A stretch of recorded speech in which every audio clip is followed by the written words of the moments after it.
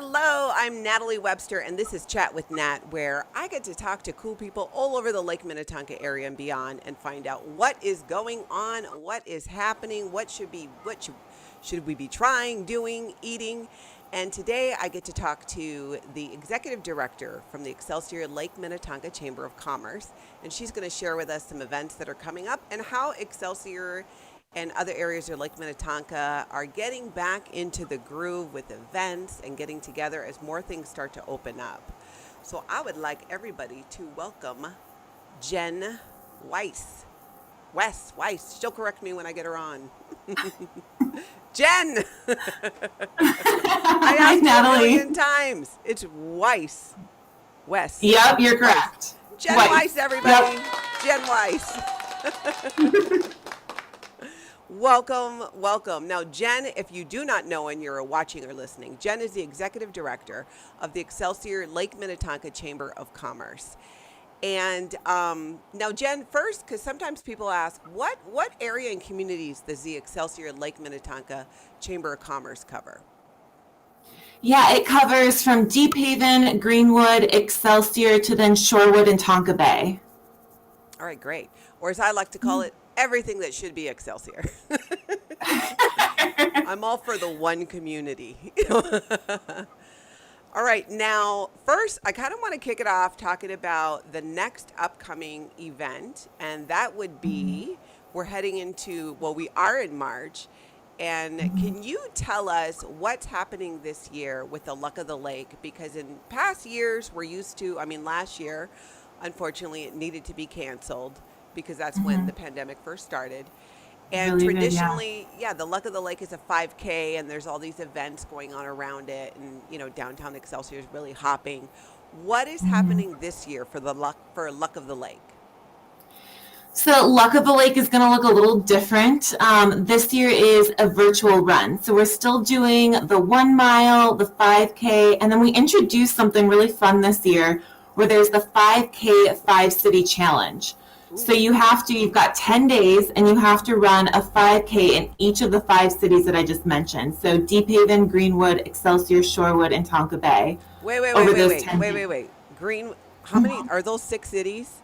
So that's 5. 5. So that's 5 5Ks. And a 5K is like a little over 3 miles, right? Yeah. So you have to run it in each of the cities. Correct. So 5 times 5. That's a lot of running. Yeah. That's really cool. Yeah, it's like 15 miles. Yeah, so it'll be just over a half marathon at that point. Wait, at one time? No, you've got 10 days to do it. So you can run that 3.1 miles across 10 days. But when cumulatively at the end, right, that will be like 15.5 miles. All right. So for Luck of the Lake, people can register still for this event? They can register through this coming Wednesday, March 10th. Packet pickup starts on March 10th, and the event kicks off on March 12th, and it'll go through March 21st. And I would be remiss, so typically we've got that really fun tent party and live music and all things to celebrate, the kickoff to St. Patrick's Day week. And this time, since we're not able to do, big live events like that, Excelsior Brewing is going to have some live music throughout the week. They're introducing a brand new brew for the week. And then Bull and Wren is also doing a week-long worth of festivities, the new pub that's in Excelsior. So there's definitely some fun festivities to be had. So over this 10 days where this now virtual Luck of the Lake event is going on, people can sign up, and they can do a 5K in each of the cities you mentioned, Excelsior, Shorewood, et cetera. And at the same time, the Excelsior Brewery and Bull and Wren will have events going on throughout that 10-day period or that week period. Yeah, theirs are through the week-long period, but yeah, it'll be fun. And then too, if you register, if you're 21 plus, you get a free drink ticket for the Excelsior Brewing Company. You get, donuts have become quite the staple of this race. And so Kowalski's, you get a coupon for your donut at Kowalski's. Lake's Running Company, first off register, you get entered in a drawing for a free pair of running shoes. And if you record your time online through our system, you get entered for a second drawing as well. Oh, And that's then you also, I fantastic. think, get 20% off their store through the month of March as well. So there's lots of fun little goodies. Bridgewater Bank is our title sponsor, and they've got a lot of fun giveaways that will be, in the runners' bags and stuff like that. So we're still going to make it a really fun event, even though we're not able to all gather together. But it sounds like because you're stretching it out over a 10-day period and the brewery and Bull and Wren being involved, they're going to be able to create different events where people can come on different nights. Do you know that if people need to make a reservation ahead of time or register with either the brewery or Bull and Wren to attend any of their events? I think for the brewery, if you're wanting to still rent out the pods that they have, you do need to make a reservation still. But I don't believe for either of their series of events you need a reservation. All right, and I'm guessing that if you want to go to the Facebook pages for Bull and Wren, which is in the old Jake O'Connor space, if you haven't been to town in a while, and the Excelsior Breweries page, they will have a list of events and what the protocol is for when you're there. Because I would imagine because we're still somewhat limited in capacity. So yeah, I would again jump onto their pages to get the details, people. But it sounds like it's going to be a week long. This could be even more fun than just the 1 day blowout, but to have 10 days of events and fun and music, and to be able to do a 5K in each of the cities surrounding this part of Lake Minnetonka. If you're into that kind of thing, I like to sign up for the shirt and the donuts, not so much run. But I gotta We all say, have our priorities. yes, I did do the very first Luck of the Lake. I did two of them. I did the very first one, and I'm very proud to share that I came in dead last. I was followed by the police car that comes at the end of the race. Natalie, you just wanted that grand finish. That's really what you were looking for. Oh, I was totally looking for that. They, the police car, let me paint a picture. The police car's following me up, and thankfully my friends were waiting at the finish line while people were breaking things down. But here I came through, me and a woman pushing a baby stroller, and even she beat me. But my second time I did Luck of the Lake, I did not come in dead last, so I was super happy about that. It's all about improvement and just giving it your best effort. It And I really totally is. Yeah, and this will support be the you. 9th annual Luck of the Lake, if you can believe that. Oh, wow, that's Yeah. crazy. That means Yeah. 9 years have passed, and I'm still not in shape enough to do a 5K.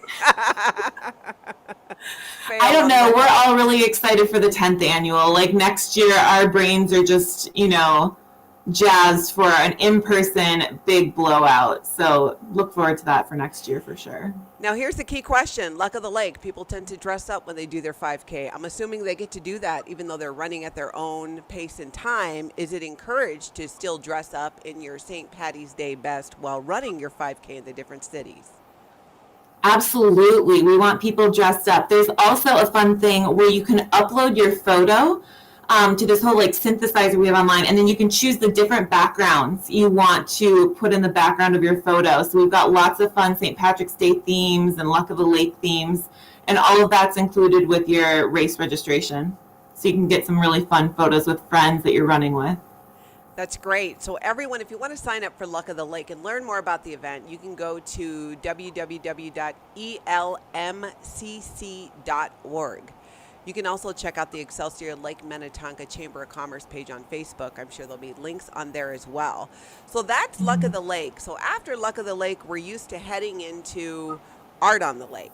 And Art on the Lake traditionally has been an event with artists from all over at the Excelsior Commons.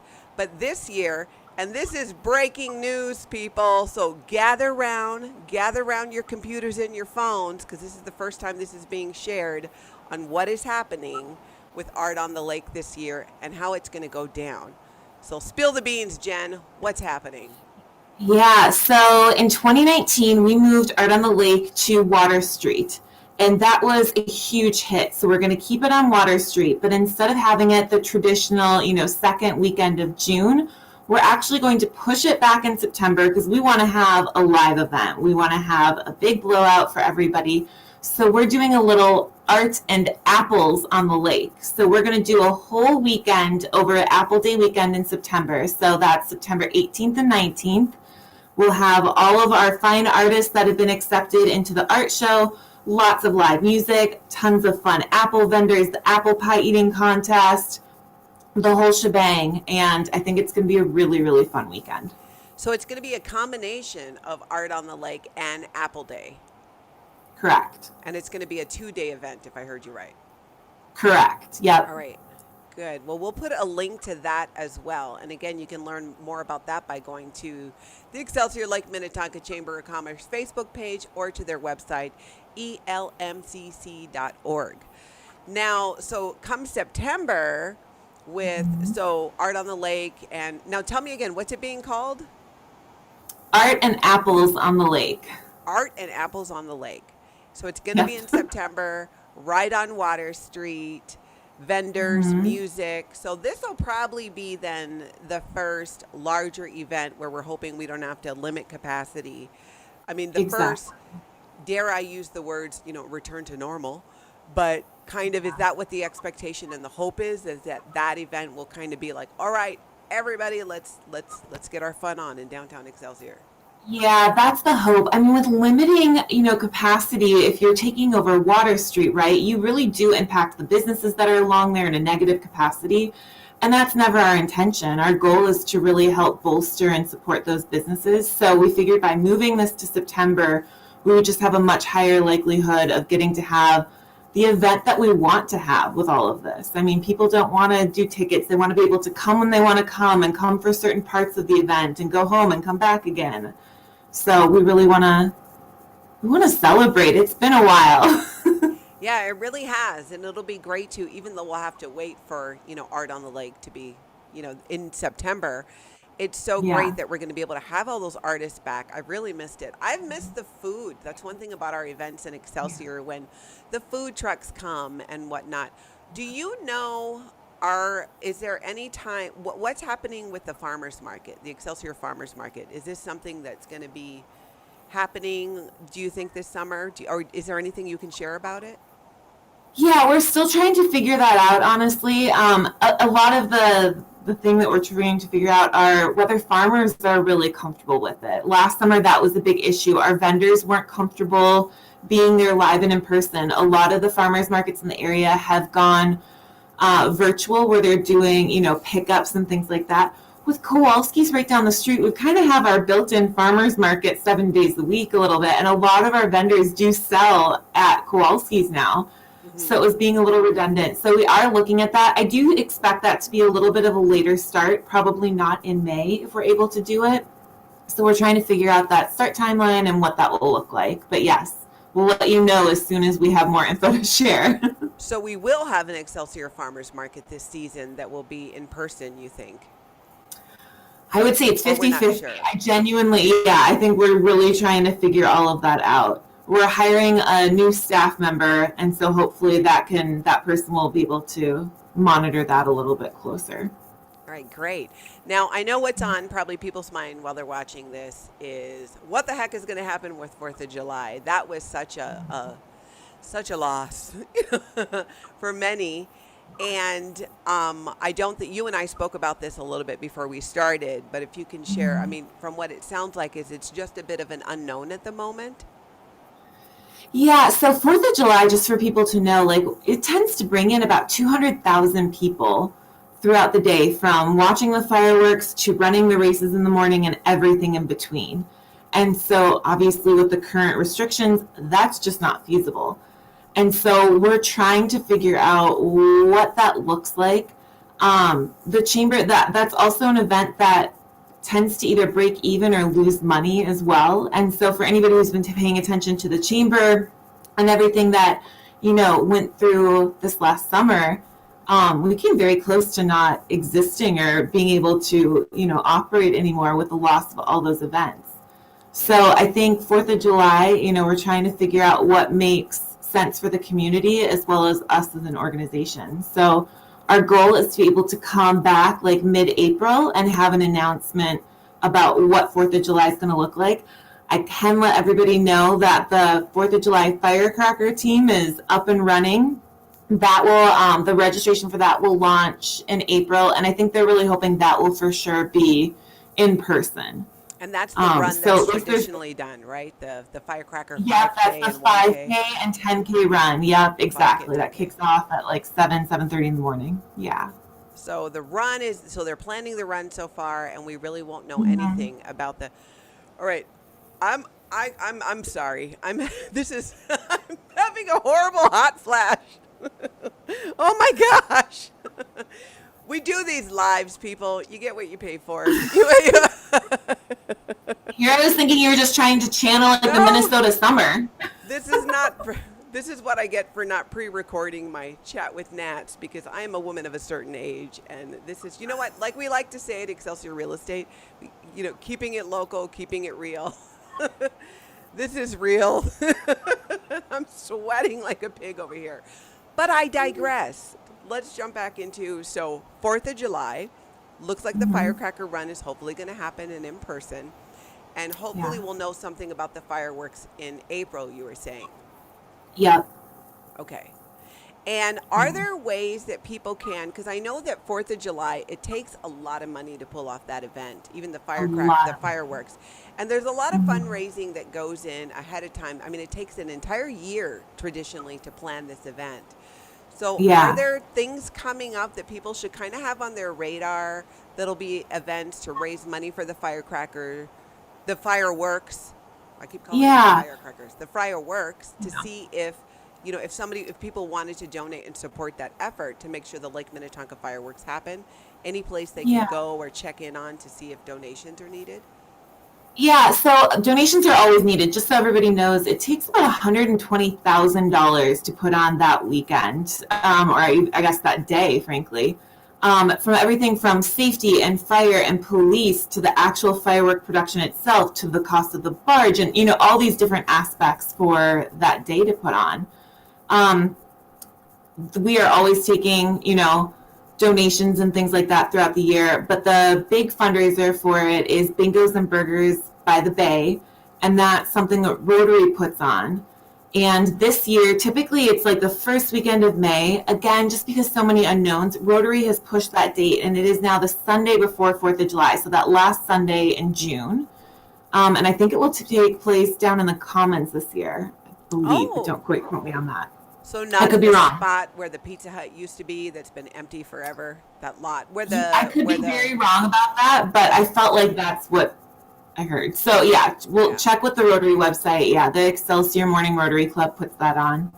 And they're one of our, bigger donors along with all of our sponsorships. But typically, like less than 1% of the donations for 4th of July come from individuals. Hmm. And that's something that, 200,000 people watching every year, if each person needed $1, that would help for years worth. Yeah. So just little things like that to think about. But like even the $5 donations make a big impact. So I think sometimes people kind of get afraid where it's like, well, $1, $5, it doesn't do anything. It completely does something. Well, good. That's good to know. Yeah. So we'll know more in April about 4th of July, but it sounds like there's a Yep. lot people can sign up for now with the Hmm. luck of the lake and doing a 5K in the different cities around this part of Lake Minnetonka. And then we can Yeah. look forward to as well Art on the Lake being combined with Apple Day in September and becoming a 2-day Hmm. event, Yeah. all, in person and up and running. Is there anything else that we should be covering? Well, one question I have actually that I personally have. Hmm. So with Art on the Lake and Apple Day being combined, will there still be the pie baking contest? Oh, there will be. Absolutely. Yeah. So any of those like really important traditions with either event are not going away. We're just going to do a really cool and fun fusion. And we've got a few new things up our sleeve for that weekend as well. That's fun. Well, no pressure, but I would like to put it out there because I'm a giver and I'm all about community. And so if you need a judge, or an assistant judge, or even just a taster to make sure things are okay for the pie Yeah. contest, I would like to volunteer my services. Oh, perfect. Good to know. Good to know. And do you think there'll be the pie eating contest again too? I'm hoping so. We'll have to see kind of what the CDC and state guidelines are around, like, food things like that. But I'm hoping both of those will be able to go, off without a hitch, and we'll just have all of our, sanitary requirements in place and everything like that. But we have started brainstorming on how to do those both safely and effectively. That's fantastic. Now, is there Yeah. anything else that we should cover or talk about in regards to downtown Excelsior or nearby things that are going on and coming up that you want to touch on? I think the one thing, and Bill Danberg from Brightwater actually had a great article in the Star Tribune. I don't know if you saw this, Yeah, I but did. he had a great line in it where he said, buy local, B-U-Y, or buy local, B-Y-E. And I Hmm. think that's just, yeah, exactly. I think that's just the biggest thing to really remind people. And then also thank them. Our community has stepped up in ways that we haven't seen in years. I mean, December 2020 for some people was better than, 2019, or in some cases even 2018, because people really stepped up and put local first. And I think that's huge and exactly what we need to continue to see for these businesses to not only survive, but absolutely thrive. Yeah. That's Yeah. fantastic, and that's so great to hear because often, especially during the last year, we hear a lot Mhm. about what's gone wrong, and so it's really good to Right. hear that there were multiple businesses that actually had a great year and know that, and that's what I love so much about this community in the Lake Minnetonka area is so Mhm. many people are so fond of and obsessed, like myself too, with our Lake Minnetonka community. So there's a lot of Mhm. support and there's a lot of different ways still. If you're not comfortable going back to a restaurant or sitting there, many if not all are still doing takeout. Many if Right. not all are still doing curbside. It's never Mhm. been easier. Curbside is something I actually hope that they keep for quite some time because sometimes I'm at home and I want to eat some Yumis. Got to get my Yeah. sushi on, but I don't want to walk into Yumi's because that would involve having to, like, put on regular clothes and get out of my pajamas. But now I can sit at home. I can put in an order for Yumi's, stay in my PJs, Mhm. drive to Yumi's, and just park outside. They bring it Yeah. out.